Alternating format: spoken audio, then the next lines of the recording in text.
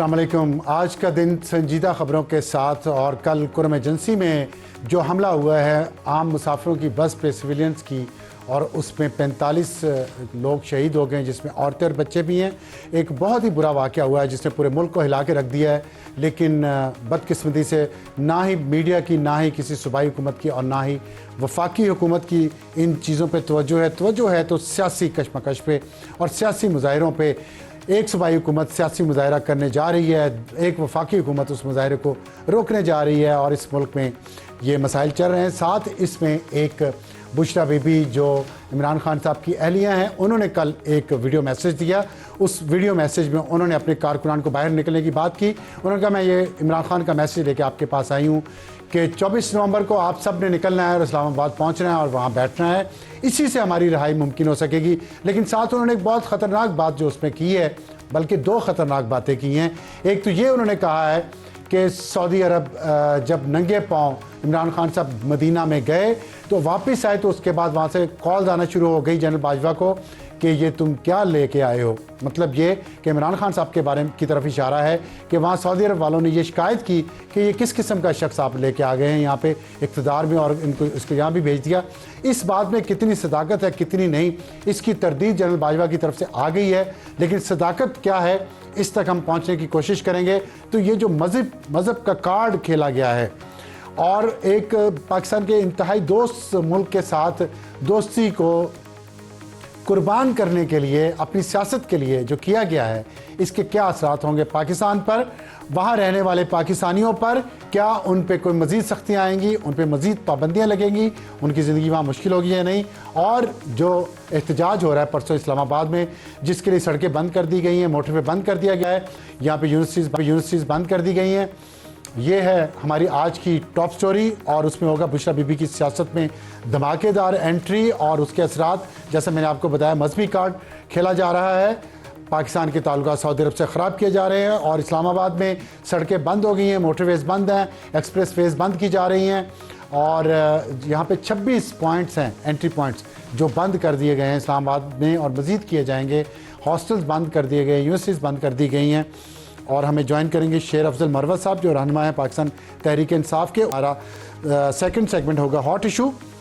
खान को किसने निकाला, अमेरिका ने, सऊदी अरब ने, या इस्टेब्लिशमेंट ने, या फिर मोहसिन नकवी ने? बहुत सारे किरदार हैं जिसके बारे में हम बात सुनते रहते हैं। इसमें हमें ज्वाइन करेंगे शर्जील इनाम मेमन साहब, जो सीनियर वज़ीर हैं, वज़ीर इत्तलात हुकूमत सिंध। और हमारा आज का एडिटोरियल होगा पारा चिनार से गवादर, दहशतगर्दी बेकाबू, बलूचिस्तान की हुकूमत क्या कर रही है, खैबर पख्तूनख्वा की हुकूमत क्या कर रही है, वफाकी हुकूमत क्या कर रही है, और सिक्योरिटी और इंटेलिजेंस के ज़िम्मेदार इदारे वो क्या कर रहे हैं, इस पर हम बात करेंगे। शुरू करते हैं टॉप स्टोरी से। क्या शेर अफजल मरवत साहब ने, जो आज इस वक्त किसी खुफिया जगह से हमारे साथ रब्ते में आए हैं, क्योंकि वो छुपे हुए हैं, उन्हें गिरफ्तार न कर लिया जाए, क्योंकि इस्लामाबाद में जितना भी मुजाहरा अरेंज करना है वर्कर्स को, PTI के सपोर्टर्स को, उसकी ज़िम्मेदारी शेर अफजल मरवत साहब पे है। और लेकिन बहुत शुक्रिया, उन्होंने इस मुश्किल हालात में भी उन्होंने हमसे बात की है, और अपना पैगाम हम उनका लोगों तक लेके जाएंगे। शेर अफजल मरवत साहब, अस्सलाम वालेकुम। वालेकुम सलाम जी। अफसर साहब, मैं ये तो नहीं आपसे पूछूंगा कि आप कहाँ छुपे हुए हैं, ये आपका हक है, लेकिन आप जाहिर है कहीं इस वक्त छुपे हुए हैं इस वजह से कि आपको गिरफ्तार ना कर लिया जाए। लेकिन जो मुजाहरा हो रहा है, और मुजाहरे से 2 दिन पहले बुशरा बीबी का जो बयान आया है, और उस पर पार्टी के अंदर जो इख्तलाफात शुरू हो गए हैं, अंदर से आवाज़ें उठना शुरू हो गई हैं। जनरल बाजवा ने भी तरदीद कर दी है। सलमान अहमद, उन्होंने एक ट्वीट किया है, सिंगर हैं, मैं जानता हूँ पिछले 20-25 साल से वो PTI के साथ हैं।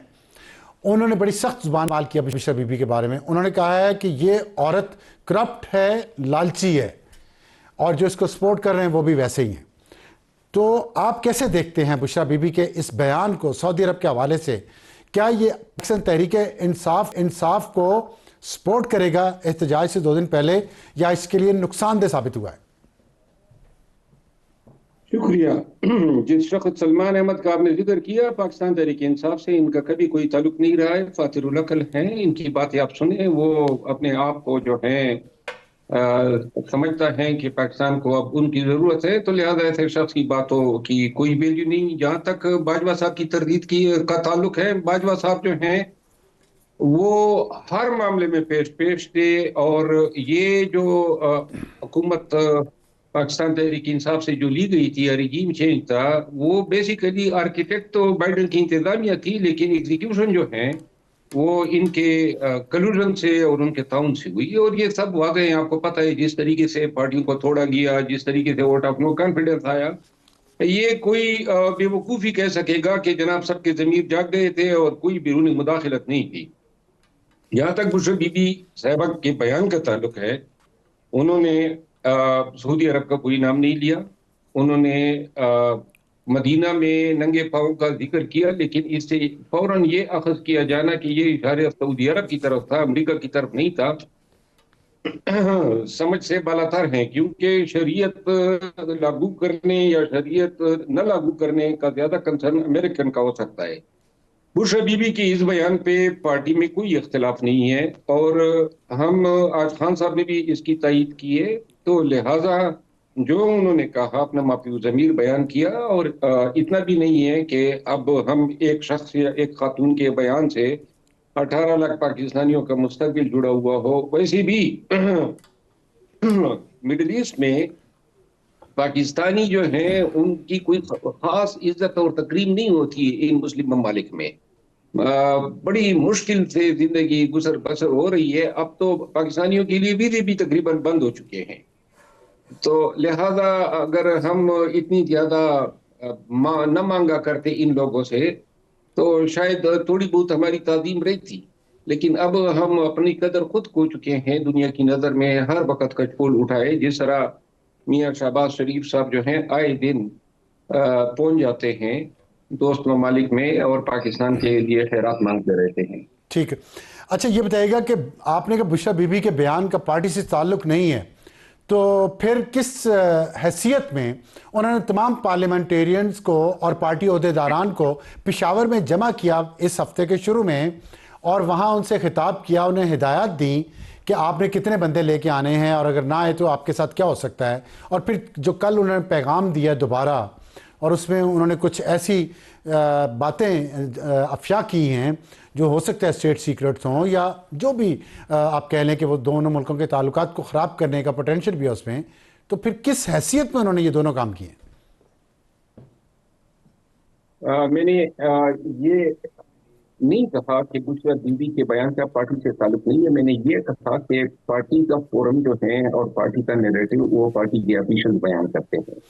उनका ये किरदार जो पार्टी के हमारे से एमएनएस वगैरह से इन्होंने खिताब किया, वो एक पैगाम रसानी का काम था। क्योंकि गुज़िश्ता जब धरने की कोशिश हुई थी, तो उसमें थोड़ा सा वर्कर्स और लीडरशिप के दरमियान ट्रस्ट डेफिसिट आया था, जिसको फिल करने के लिए बुशरा बीबी ने पैगाम रसानी की, ताकि ये यकीन हो, बावर कराया जा सके कि खान ही इन्हीं अल्फाज में जो है वो हम कलाम हैं अपने पार्टी के लोगों से, और उनकी तवक्कुआत वही है जो बुशरा बीबी ने बयान की।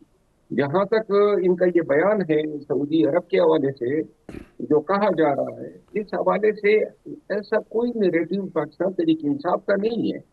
पीटीआई का मैंने इस हवाले से जो पहले बयान दिया था, इस पे पार्टी ने जो है मुझसे डिस्टेंस किया था। खान इस पे मुझसे नाराज हुए थे, और खान साहब ने कहा था कि मिसाल दी थी कि जीओआईसी के दो कॉन्फ्रेंसेस जो थे वो इन्हीं के ताउन से हो सके, मोहम्मद बिन सलमान साहब के ताउन से। और काफी अर्सा मुझसे खान साहब की नाराजगी रही थी। तो लिहाजा ये बयान जो है वो इसको ताबीर करना कि खान का नैरेटिव है या पीटीआई का नैरेटिव है, मेरे ख्याल में वो ठीक है। अच्छा, आपने बड़ा अच्छा याद करवाया कि आपने भी बयान दिया था इसी तरह का नहीं था, थोड़ा फर्क था, और पार्टी ने आपसे अपने आप को डिस्टेंस कर लिया था। ठीक, तो क्या अब बुशरा बीबी से भी पार्टी डिस्टेंस करेगी अपने आप को या नहीं, या उनके लिए रूल अलग है, आपके लिए अलग है? नहीं, मैं तो उस बयान की वजह से मुझे काफी तकलीफ उठानी पड़ी थी। और उस वक्त जो है पार्टी के अंदर हमारे दोस्त अहबाब जो हैं वो मुझ पे तरह तरह की इल्जामात लगाने लगे। अत्ता के खान को ये कहा गया था कि जी आपकी रिहाई जो है सऊदियों की तो फेल बस ऑन कार्ड्स थी और होने ही वाली थी कि मेरा बयान आ गया। और ये बात जो है मैं पूरे वसूख से कह सकता हूँ, लेकिन मेरे बयान को जो है, जो मैंने उस वक्त एक बयान दिया था और अपनी समझ बूझ के मुताबिक दिया था, लेकिन पार्टी की नाराजगी की वजह से मुझे उस बयान को विड्रा करना पड़ा। तो लिहाजा ठीक है। एक समझ होती है, लेकिन जरूरी नहीं है। बाकी जो है मैं तो पार्टी का ओहदेदार था। बुशरा बीबी जो है पार्टी में कोई मनसब नहीं रखती हैं, खान की जोजा है। और इस वजह से पार्टी का कोई डिसिप्लिन के हवाले से कोई इस तरह ताल्लुक इनके साथ नहीं बनता है कि वो बुशरा बीबी के बयान का नोटिस लेके कोई आप जिस तरह मेरे साथ कार्रवाई हुई, ऐसी कोई बात नहीं हो सकती है। ठीक है, बुशरा बीबी के खिलाफ कार्रवाई नहीं करेगी पार्टी, ये आप ये कह रहे हैं, लेकिन फिर क्या वजह है कि वो तमाम मामलात में तो मुलव्विस तो नहीं कहना चाहिए, तमाम मामलात में उनका हिस्सा है, और अगर पार्टी अपने आप उनको डिस्टेंस नहीं करती अपने आप को उससे, तो ये दोहरा मयार नहीं होगा।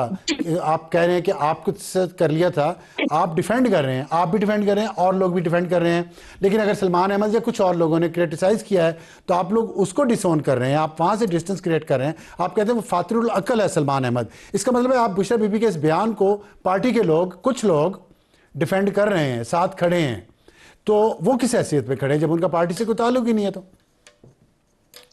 देखिए, बुशरा बीबी के बयान के हवाले से अगर पीटीआई के रहनुमा कोई बात करें तो रेलिवेंस बनती है। अब एक ऐसे शख्स की जो रोजाना टीवी चैनल पे बैठ के खान का और पीटीआई को बुरा भला कहता है, गालियां देता रहता है, मेरा ख्याल नहीं है कि ये कोई रेलिवेंस रखता है। खान साहब को और तो उसने कुछ नहीं दूसरी कहा, बात, उसने खान साहब को तो कुछ नहीं कहा आज तक। मेरा ख्याल है आप जरा इनकी वीडियोस देख लेना तो आपको अंदाजा हो जाएगा अच्छा, कि ये खान साहब के तो वो हजरत बड़े परस्तार हैं। अच्छा नहीं, फिर कोई ठीक है, पुरस्कार नहीं फिर है। रहने दें, आप उसके अगर बारे में इनकी बात नहीं वीडियो करते। देखें जो सलमान खान अच्छा साहब के हवाले से और पीटीआई के हवाले से इन्होंने आज तक इस्तेमाल की है, वो इंतहाई मायूब और गैर अच्छा, मुहज़्ज़ब जबान है। अभी रिसेंटली होगी, फिर मैंने नहीं देखी वो। ठीक है, ठीक है, तो बताइएगा, आप वो बात कर रहे थे। जी, मैं अर्ज कर रहा था, जहां तक बुशरा बीबी का पार्टी के अवामिल के साथ अमल दखल का ताल्लुक है, इस हवाले से दो टोक अल्फाज में ये वजाहत मैं दूं कि बुशरा बीबी ने कभी भी पार्टी के दाखिली अमूर में कोई मुदाखलत कभी नहीं की है। नंबर वन, कोई सियासी फराइज कभी उन्होंने न खुद एरोगेट किए हैं न किसी दूसरे को तफवीज किए हैं। ये 9 मई के बाद से लेकर 11 अप्रैल तक मैंने पार्टी के एहतजाजी कैंपेन की क़ियादत की, और इस दौरान कभी भी उन्होंने कोई किरदार या कोई रोल अदा करने की कोशिश नहीं की, ना इस हवाले से कोई इंटरएक्शन उन्होंने किया। अलबत्ता मैं उनका वकील भी था और काफी हमारी मुठभेड़ होती रहती थी, लेकिन सियासी तौर पे उन्होंने ऐसा कोई किरदार अदा नहीं किया। पार्टी के ये सीटों की अलॉटमेंट हो, national assembly, reserve seat, senate या पार्टी तंजीमों को फिल करना हो, इस हवाले से भी कभी उन्होंने कोई किरदार अदा नहीं किया। आज उन्होंने ये बयान उस वक्त दिया जब क़यादत को मिलने नहीं दिया गया और उनकी मुलाकात हुई, और फिर आके उन्होंने खान के ठीक है, ज़बानी ठीक है, वो तमाम बातें बताई। लेकिन लेकिन ये आपकी बातें माजी के हवाले से तो ठीक है, मैं तो हाल की बात कर रहा हूँ। अभी ख्वाजा आसिफ साहब ने भी आज मीडिया से बात किया, आप सुन लें, सेकंड का है वो, फिर मैं आपसे उस पर सवाल करता हूँ। ख्वाजा आसिफ साहब क्या फरमा रहे थे? कशमकश लीडरशिप के लिए चल रही है। भाभी और नंदों के दरमियान 3 ख्वातीन एक तरफ हैं और एक खातून एक तरफ है। इमरान खान साहब जो हैं, जो उन्होंने जेल से निकलते ही उनको गंडापुर के पास भिजवाया, उससे यही लगता है कि सियासत अमली तौर पे जो है इनहेरिट जो है वो बुशरा बीबी कर रही है। जिस मुल्क के मुतालिक उन्होंने ये बयान दिया है, वहां से गड़ी लेके इन्होंने कारोबार किया। भाभी और नंदों के दरमियान लड़ाई चल रही है, 3 खवातीन एक तरफ हैं, बहनें खान साहब की, और एक तरफ बुशरा बीबी। क्या ये ऐसा है? तो कोई इसमें हकीकत नहीं है। ख्वाजा साहब ने कहाँ से ये अखज कर लिया? आपको मैं याद दिला दूं कि एक वक्त में खान साहब जब ताज़ा ताज़ा गिरफ्तार हुए थे तो ये लड़ाई उस वक्त भी कराने की कोशिश की गई, और अलीमा आपा जो हैं उसके कदबे एक रोज लाए गए, बुशरा बीबी के खिलाफ एहतजाज किया गया, और अगले रोज फिर इसका उल्टा हुआ। और ये वो लोग थे जो सरकारी इदारों से वाबस्ता थे, ये काफी अरसे से ये पिक्चर पोर्ट्रेट होने की कोशिश हो रही है कि इनके दरमियान सियासी चपकलश हैं। कोई सियासी चपकलश नहीं है दोनों का पार्टी में, यानी हलीमा आपा का और बुशरा बीबी का कोई किरदार नहीं है, कोई ओहदा नहीं है, कोई मनसब नहीं है। खान की बहनें हैं और एक खान की जोजा है। उदय की मनसब की क्या इस जरूरत हवाले है? से जब जो उनका है, कहा हुआ हुक्म उस पर अमल करते हो, सारे पार्लियामेंटेरियंस हाजिर हो जाते हों, वो इंस्ट्रक्शन देती हूँ, उन पर अमल होता हो, वो हुकूमत वहाँ पेशावर में बैठी हैं, हुकूमत का कोई काम उनकी मर्जी मंशा के बगैर नहीं होता, वो चीफ मिनिस्टर को बुलाएं, भिजवा दें, खड़ा कर दें, बिठा दें, सारा सारा कुछ तो उनके पार्टी और हुकूमत तो उनके हाथ में है। और जब वो इक़्तिदार में थे खान साहब, तब भी सबको पता है कि उनसे पूछ के सारे फैसले होते थे। ये कोई राज की बात तो नहीं है मरवा साहब, और बुरी बात भी नहीं अगर वो सियासत में आ रही है तो। सकता हूँ माजी के फैसलों का न मैं गवाह हूँ और न मुझे इल्म है, लेकिन मौजूदा वक्त में केपी की ठीक, हुकूमत के हवाले से मुझे, क्योंकि मेरा ताल्लुक भी केपी से है और तमाम चीजों का मुझे इल्म होता है, ऐसी कोई बात नहीं है कि कोई वजारतों में इनकी मुदाखलत हो या कहीं पे इनकी मंशा के मुताबिक ओहदे जो हैं दिए जा रहे हो। ये बिल्कुल गलत गुमान है। ये जब रिहा हुई बुशरा बीबी तो सिर्फ इस वजह से कि रियासत जो है या हुकूमत पंजाब में या इस्लामाबाद में इनको हरासा न करे और नाजायज गिरफ्तारियां न करे, तो अच्छा, इसके सिक्योरिटी की वजह से उनको ठीक, पेशावर शिफ्ट किया गया। अभी भी अच्छा, एक वक्त अच्छा खान हमारा साहब ने आज जो मुतालबा आया था। आए खान साहब, जी जी जी, जी फरमाइए। एक वक्त पे हमारा मुतालबा आया था कि खान साहब को पेशावर जेल शिफ्ट कर लें, क्योंकि हम समझते हैं कि जो जेलों में इनके साथ रवैया रखा गया है, खसूसन उन इलाकों में जहाँ पे ये काबिज माफिया हुकूमत बैठी हुई है, वो कोई जायज कानूनी तौर पे और अखलाकी तौर पे कोई जायज रवैया इनके साथ रवा नहीं रखा गया ठीक, है। ठीक है। आपने कहा एक मुतालबा आया था कि पेशावर शिफ्ट कर लिया जाए, फिर ये भी बात हुई, पहले खान साहब रिहा होने वाले थे, आपके बयान की वजह से उनकी रिहाई मुलतवी होगी, अब फिर ये बातें हो रही थी, मुज़ाकरात हो रहे थे, डील होने वाली है, मुफाहमत हो जाएगी। अब बुशरा बीबी के बयान से क्या ये मुमकिन है ना कि खान साहब को कोई अगर रिलीफ मिलना हो, मुफाहमत होनी हो, डील होनी हो, वो अब ना हो और ये स्कटल हो गई हो बुशरा बीबी के बयान से? इस बयान को वो लोग ज्यादा एक्सप्लॉइट करेंगे, वो कुव्वतें जो किसी मसालिहत के हक में नहीं है, जो खान की रिहाई किसी सूरत नहीं चाहते हैं और जो पाकिस्तान में नॉर्मल सूरत हाल की वापसी नहीं चाहते हैं। ठीक है, ये लेकिन मुल्क फिर वाबस्ता बुशरा बीबी का भी तो फर्ज था ना कि वो अफराद भी हो इस तरह की सकते बात हैं। ना करती जिससे ये मसालेहाना माहौल ख़राब होता। मेरा ख्याल है कि हम वैसे ही सऊदी अरब को इस मसालियत पे असरअंदाज कराने की कोशिश कर रहे हैं। ये हमारा एक अंदरूनी मसला है मौजूदा वक्त में खान को छोड़ना, और इसको अगर आप केंच कांच के अमेरिका और सऊदी अरब ले जाना चाहें तो फिर तो बड़ा ही गंभीर मसला बनता है। लेकिन तो अदालत जो बयान आया है बुशरा बीबी का, जो बुशरा बीबी का बयान आया, उससे सऊदी अरब खान साहब के साथ मुफाहमत में किरदार अदा करेगा, आप समझते हैं, आप दबाव में आके, या नहीं करेगा? लेकिन हम पहले भी कह चुके हैं, हमें बैरूनी ताकतों से कोई खैर की तवक्को नहीं है, न हम उनसे कोई ठीक, उम्मीद लगाए बैठे हैं, चाहे वो अमेरिका हो या सऊदी अरब हो, कि वो हमारी ठीक है, रिहाई में कोई उम्मीद इतना ही काफी होगा कि ये बैनुल अक़वामी कुव्वतें जो हैं वो हमारे साथ ज्यादती ठीक के है, शरीक न बने। ठीक है। अच्छा, अब मरवा साहब, टाइम हमारे पास कम रह गया, दो सवाल मैंने करने हैं आपसे। आखिरी एक तो ये बताइएगा, आपने कहा बाजवा साहब, जनरल बाजवा हर मामले में पेश होते थे, तो उन्होंने इनकार कर दिया, उन्होंने कहा मैं काबा शरीफ जाने के लिए, काबतुल्लाह जाने के लिए तैयार हूँ, वहाँ जाके मैं ये हल्फिया बयान दूंगा कि बुशरा बीबी ने झूठ बोला है, जितनी भी ये बात की है। आप एतबार करते हैं जनरल बाजवा के बयान पे? इस शख्स पे क्या एतबार करें? ये शख्स जो हैं, इन्होंने जितनी भी पाकिस्तान में कोई एक सियासी कारकुन बता दे, एक पार्टी बता दे जो इस शख्स का कोई भले अल्फाज इसके बारे में कहे। आखिरी सवाल मेरा आपसे ये है, परसों जो मुजाहरा हो रहा है उसके लिए आपकी क्या तैयारियां हैं? आप समझते हैं कि आप 10,000 लोग, आप एक MNA भी हैं तो, लेकिन आप पे जिम्मेदारी तो इस्लामाबाद की भी है, 10,000 लोग और मजीद लोग भी आप निकाल पाएंगे इस्लामाबाद से? मेरी जिम्मेदारी जो है वो, मेरी ख्वाहिश थी कि मैं सदरन अजला की कमांड करूं, और सदरन अजला के काफिले जो हैं वो सीपेक के जरिए, जिसमें देखिए मरवत टाउन, कुवाड, बंडू, साउथ नॉर्थ वजीरिस्तान, मेरे इस्माइल खान, मियाँ वाली ये शामिल थे, मैं यानी काफी लोग को लीड करते हुए आना चाहता था कि के जरिए, लेकिन पार्टी ने जो है मेरी जिम्मेदारियां जो हैं वो इस्लामाबाद में डी चौक के हवाले से मुकर्रर की हैं, तो लिहाजा अब इस्लामाबाद सिंधी जेलम इन इलाकों के वर्कर से जो है वो मैं रास्ते में हूँ। हमारी कोशिश होगी कि बकाया कातिलों के खोलने से पहले हम डी चौक में कदम जमा लें। और इस हवाले से ये एक हैरानकुन और खुशकुन बात है कि मेरे अंदाजे के मुताबिक 25 से 30 हज़ार लोग जो हैं इस्लामाबाद पहुंच चुके हैं।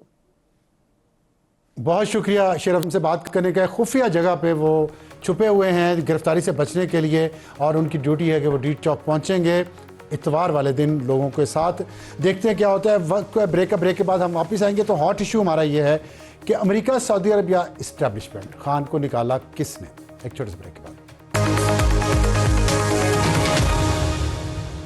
प्रोग्राम में दोबारा खुश आमदीद। वक्त हुआ है हमारे हॉट इशू का, और आज का हॉट इशू है कि अमेरिका या सऊदी अरब, खान को किसने निकाला और क्यों निकाला। हमें ज्वाइन किया है शर्जील इनाम मेमन साहब ने, सीनियर वजीर हैं हुकूमत सिंध के और रहनुमा हैं पाकिस्तान पीपल्स पार्टी के। शर्जील साहब अस्सलाम वालेकुम। वालेकुम सलाम अफसर साहब। आपने देखा बुशरा बीबी की सियासत में धमाकेदार एंट्री हुई है, और उन्होंने ये भी इंकशाफ कर दिया है कि क्राउन प्रिंस ने फ़ोन किया बाजवा को या उनके किसी फैमिली मेम्बर को और कहा कि ये तुम क्या उठा कर ले आए हो। तो और दूसरा उन्होंने कहा शरीयत के ठेकेदार हैं हम। तो ये दो तीन चीज़ें हैं, इनको आप जो मौजूदा पाकिस्तान की सियासत है या पाकिस्तान की सियासत में माजी में जो इस्लाम का और मज़हब का कार्ड खेला गया मुसलसल अपने सियासी मकासद के लिए, आप समझते हैं ये मौजूदा कोशिश भी एक नई सियासी जमात या किसी और सियासी जमात जिसने अभी तक सही तरह नहीं किया था इसको वो भी कर रही है? बिस्मिल्लाह, शुक्रिया अफसर साहब। मैं समझता हूँ कि जो कल बुशरा बीबी का मैंने बयान देखा है, यकीनन मुझे ताजुब नहीं हुआ। ताजुब उन लोगों का होगा जिन लोगों की कुछ बहुत ज़्यादा एक्सपेक्टेशंस होंगी इन दोनों। मुझे इसलिए ताजुब नहीं हुआ कि मुझे एक्सपेक्टेशन कुछ लोगों को होंगी, मुझे बिल्कुल पता है कि कोई एक्सपेक्टेशन रखने की जरूरत नहीं है। ये पूरी जो इनकी सियासत रही है, चाहे उसमें मैं किसी खातून के बारे में इस तरह के कमेंट्स नहीं देना चाहता, ना दूंगा, लेकिन ये सारा झूठ है। ये देखें कि पहले खान साहब फरमाते जी मुझे अमेरिका ने निकाला, अब जो कल एक और तरफ कौम की अटेंशन डाइवर्ट करे। और आपने जो कहा ना कि ये धमाकेदार एंट्री है, ये जानबूझ के एंट्री है कि आप स्टार्ट करें कंट्रोवर्शियल बयान से, आप स्टार्ट करें कि पूरा आप अटेंशन सीकर बने। अटेंशन सीकर में आप हेडलाइंस में आज आ गए, सारे अखबारों में, आप टीवी चैनल के हेडलाइन में आ गए, आप डिस्कस हो रहे हैं। दिस इज बेसिकली यही इनके टैक्टिक्स हैं कि किस तरीके से हम अटेंशन सीख करें। तो कोई इस तरह की ऐसी कंट्रोवर्शियल। शर्जील साहब आपने बड़ी अहम बात की। आपने कहा कि वो कंट्रोवर्सी से शुरू करना चाहते हैं। जाहिर है हम मीडिया के लोग हैं, हमें भी पता है कंट्रोवर्सी बिकती है, हम भी क्रिएट करने की कोशिश करते हैं। लेकिन मुल्की मफाद पे सऊदी अरब से आपको पता है हमारे कितने अच्छे ताल्लुकात हैं, और क्या सऊदी अरब की कॉस्ट पे, उनसे ताल्लुकात की कॉस्ट पे कोई अपनी एंट्री इतनी धमाकेदार बनाना ये मुनासिब है? अफसर साहब, अगर कोई समझदार, अक्लमंद, मुहिब वतन आदमी होगा तो वो कतन इस तरह की हरकत नहीं करेगा। लेकिन आप फिर मैं कहता हूँ देखें ना कि आपने कोई भी चीज़ लेते हैं तो आपने थोड़ा उसका बैकग्राउंड देखना होता है ना। यही इमरान खान साहब अमेरिका के खिलाफ उन्होंने बड़ी खुल के बातें की कि हम कोई गुलाम नहीं है, एब्सोल्युटली नॉट। लेकिन फिर क्या हुआ कि कुछ ही अरसे के बाद वो उसी डोनाल्ड लू से मिलने चले गए। फिर कुछ ही अरसे के बाद वहाँ पे इन्होंने अपने जो लॉबियस्ट वो हायर करना शुरू कर दिए। वही कुछ ही अरसे के बाद जो जैसे वो डोनाल्ड ट्रंप साहब जीते तो उनकी पूरी आधी पीटीआई वहाँ बैठी हुई है, वो ढोल ढमाक से नाच रही है कि जब हमारा लीडर बाहर आने वाला है। और एक लीडर इनका जो इंटरनेशनल अमेरिका का कोई इनका जो हेड है, ऑर्गेनाइजर है, उसका तो मैंने जो एक ट्वीट देखा जिसको ट्विटर पे इन्होंने किया कि जी हम जैसे ट्रंप साहब कल 24 घंटे के अंदर उनको हम वो बयानात उनके टेबल पे पहुंच जाएंगे कि किस किस पाकिस्तानी लीडर ने जो उनके खिलाफ बात की थी। तो ये आप इनका माइंड सेट है। अब आप जाए इस बात के, देखें अब बात कॉस्ट की है। आप पाकिस्तान से इनकी क्या मोहब्बत नहीं, आपने कहा कि मुल्क की कॉस्ट ये थी कि जब ये अभी जा रहे थे तो इन्होंने जहां जहां इनकी हुकूमत थी उन्होंने कहा कि IMF को खत लिखो कि पाकिस्तान की मदद ना करे। इससे ज्यादा और मुल्क के खिलाफ और क्या इंसान कर सकता है। फिर उन्होंने कहा कि जी पाकिस्तानियों पे या पाकिस्तान पे जो है कोई एटम बम फेंका जाए। मतलब हर हिसाब से आखिर तक इनकी कोशिशें ये रही कि मुल्क को आग लगा दो, मुल्क को नुकसान पहुंचाओ, मुल्क के इमलाक को नुकसान पहुंचाओ, पब्लिक नुकसान पहुंचाओ। आज भी अगर पाकिस्तान के कुछ मुआशी हालात कुछ बेहतर होने शुरू हुए हैं, स्टॉक एक्सचेंज बेहतर हो रही है, आपका जो है इंटरेस्ट रेट नीचे आ रहे हैं, तो ये लोग कर क्या रहे हैं? ये लोग ये कर रहे हैं कि जी लोगों को अच्छा, रोडों पे इसमें निकालें, ये फाइनल कॉल। ठीक है, हम आते हैं फाइनल कॉल की तरफ। मुझे ये बताइएगा कि जो एक बात ये कही जा रही है कि ये जानबूझ के सऊदी अरब को इन्वॉल्व किया गया है, क्योंकि दो इसमें आ रही हैं थ्योरीज। आप दोनों में से देखिएगा कौन सी आपको दुरुस्त लगती है, दोनों गलत लगती हैं। एक तो ये है कि जानबूझ के टारगेट किलिंग की, डिजिटल टारगेट किलिंग की गई है सऊदी अरब की, और सऊदी क्राउन प्रिंस को अंडर प्रेशर लाने की कोशिश की गई है। उसी तरह जिस तरह पाकिस्तान में ये लोग गलत प्रोपेगेंडा करके लोगों को, जजेस को, जनरल्स को, जर्नलिस्ट को अंडर प्रेशर लाते हैं, ताकि वो आज भी, जैसे chief justice Aamir Farooq Islamabad high court के, उनके बारे में कहा है उन्होंने कि उनके अदालत में हमारे केसेस नहीं जाने चाहिए, उन्हें खुद इनकार कर देना चाहिए था। तो प्रेशर में तो आते हैं ना इंसान। इस तरह अगर प्रोपेगेंडा हो तो आप समझते हैं कि क्राउन प्रिंस को प्रेशर में लाने की कोशिश की गई है ताकि वो इनकी डील करवा दें पाकिस्तान से भी और अमेरिका से? मैं समझता हूँ ये पाकिस्तान के ताल्लुकात खराब करने की कोशिश की गई है। ये कोई और किसी भी मुल्क के लीडर को कोई सरोकार नहीं है कि वो आपके लिए या बैठ के बात करे, लेकिन अनफॉर्चुनेटली ये इन्होंने खुद क्या फायदा होगा? क्यों खराब करवाने की कोशिश की गई है? पीटीआई को क्या फायदा होगा इससे, जो बुशरा बीबी ने ये काम किया? अटेंशन सीख कर रहे हैं ना जी, अटेंशन सीख कर रहे हैं। और फिर जो है मैं इसको किसी और एंगल पे सिर्फ अटेंशन के लिए इतना बड़ा हमारा एक यही तरीका है ना कि आप और मैं इसको डिस्कस कर रहे हैं आज, वरना बड़ी काबिले एहतराम है ये खातून, लेकिन खातून को और कौन क्या डिस्कस कर रहा होगा? ये वो खातून जिनके लिए कहा जाता था कि इनका पॉलिटिक्स से वास्ता नहीं है। खान साहब ने खुद कहा कि जी मेरी कभी भी आप जो है बेगम साहबा को कहीं डिस्कस ना करें क्योंकि वो गैर सियासी औरत है, तो सियासत से वास्ता नहीं है। लेकिन आज वो खुद सियासत में एंट्री इसी तरीके से होती है ना, आप कोई ना कोई तरह की। लेकिन शर्जील साहब ये बताइएगा, आपने कहा अटेंशन के लिए उन्होंने इतना बड़ा स्टेप ले लिया। अटेंशन के लिए पार्टी के अंदर तफरीक हो गई है, पार्टी उनके खिलाफ हो गई है। बहुत सारे लोग अभी सलमान अहमद एक हैं, सिंगर हैं, उन्होंने उन्हें लालची और खुदगर्ज खातून कह दिया है, हालांकि वो बड़े सपोर्टर हैं इमरान खान के बड़े सालों से।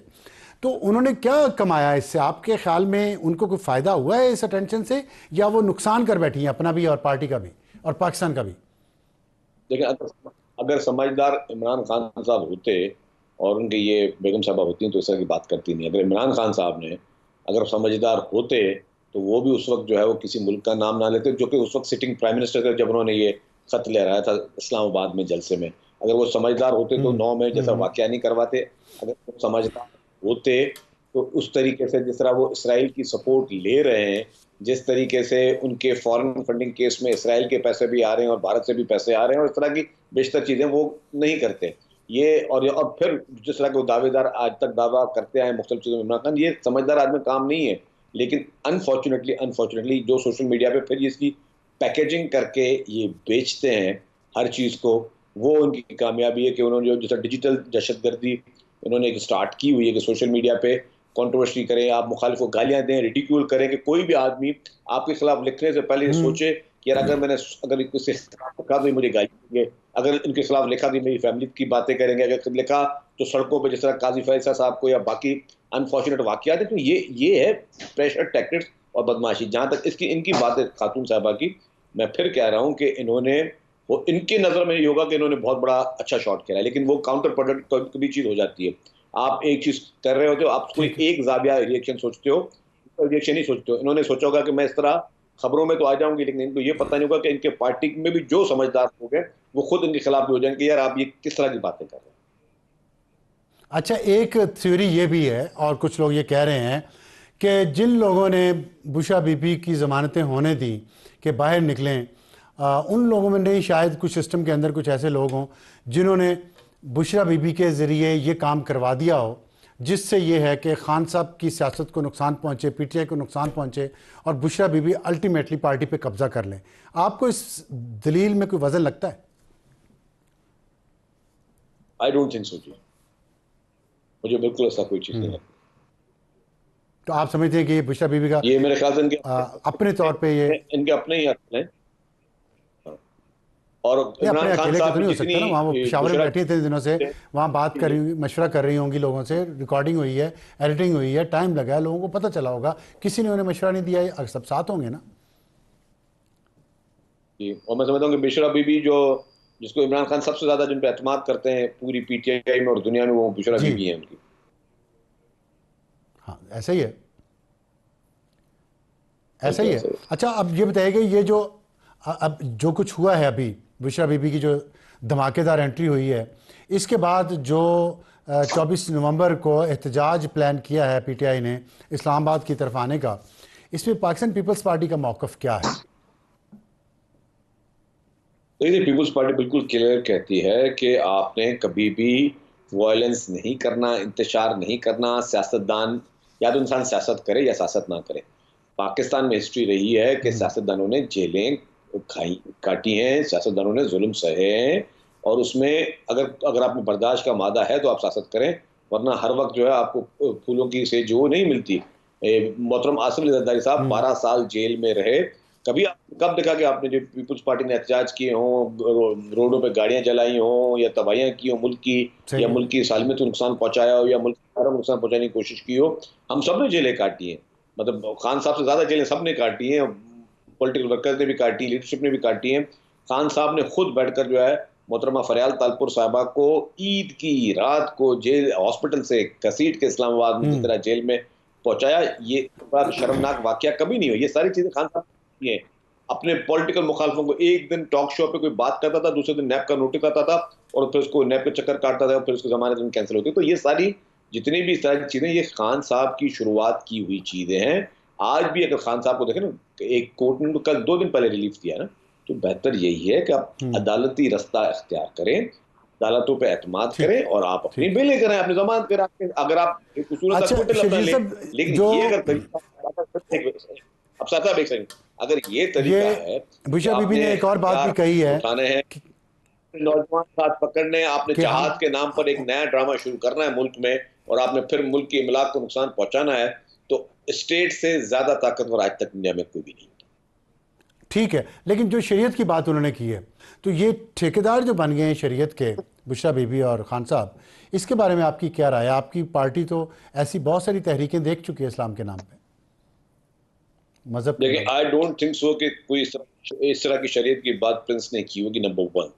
नंबर 2, जिस तारीख को ये 2018 का वाकया बता रही हैं, 2019 में इनकी फिर प्रिंस से मीटिंग हुई है, उस वक्त भी कोई तरह की बात नहीं आई। फिर तीसरी बात यह है जो कि इस तरह के मजहबी कार्ड इमरान तोहफे लिए, घड़ियां ली, घड़ियां बेची, उनके लिए सारी खिदमत करने के लिए तैयार थे। लेकिन उसके बाद में एक बात बता रहा हूँ कि जिस तरीके से मजहबी टच देने की ये कोशिश करते हैं, ये भी इसमें एंगलिंग है ना।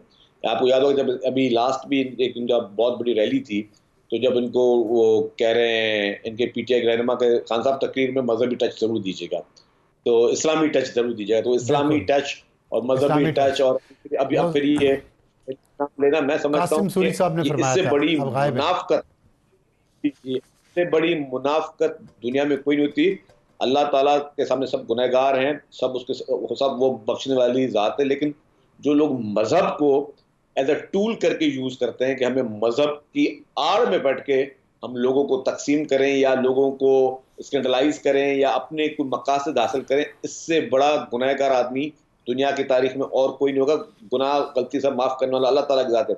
लेकिन ये मजहबी टच बिल्कुल कान में, और मजहबी टच को इस्तेमाल किया या टूल, मैं समझता हूँ कि बहुत ही शर्मनाक बात है। बहुत अच्छी बात की आपने शर्जील मेमन साहब, और के मज़हब को हथियार के तौर पे, सियासी हथियार के तौर पे इस्तेमाल नहीं करना चाहिए। मज़हब को इस तरह मिसयूज़ किया जाएगा तो उसके नेगेटिव असरात होंगे। बहुत शुक्रिया हमसे बात करने का। ब्रेक के बाद वापस आएंगे तो हमारा आज का एडिटोरियल पारा चनार से गवादर, दहशतगर्दी बेकाबू और कल जो वाक़यात हुए हैं, परसों हुए हैं, पिछले एक महीने में जो हुए हैं, इस पर हम आपको अपने एडिटोरियल में बताएंगे कि हुकूमत ना सूबाई हुकूमत इस पर तवज्जो दे रही हैं और ना ही वफाकी। इसकी वजूहत क्या है, एक छोटे से ब्रेक के बाद।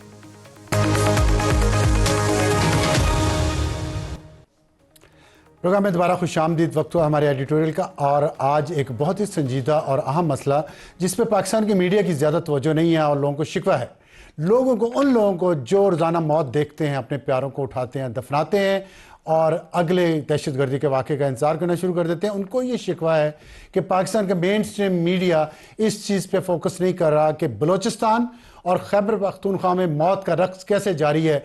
मीडिया की तवज्जो है तो सिर्फ इस बात पे कि पीटीआई का पेशावर से जो होने वाला हमला है, तीसरा है या चौथा है और वो इस्लामाबाद कब पहुंचेगा, किस तरह पहुंचेगा, किस बस में आएगा और किस रूट से आएगा। और यही हाल खैबर पख्तूनख्वा की सूबाई हुकूमत का भी है। ना वफाकी हुकूमत इस पर तवज्जो दे रही है, ना ही इदारे इस पर पूरी तरह तवज्जो हैं। किसी का फोकस जो है खैबर पख्तूनख्वा और बलूचिस्तान और वहाँ के अमन अमान पर नहीं है। इसलिए हमें लगता है कि पारा चनार से लेके गवादर तक दहशत गर्दी का जिन बेकाबू हो चुका है।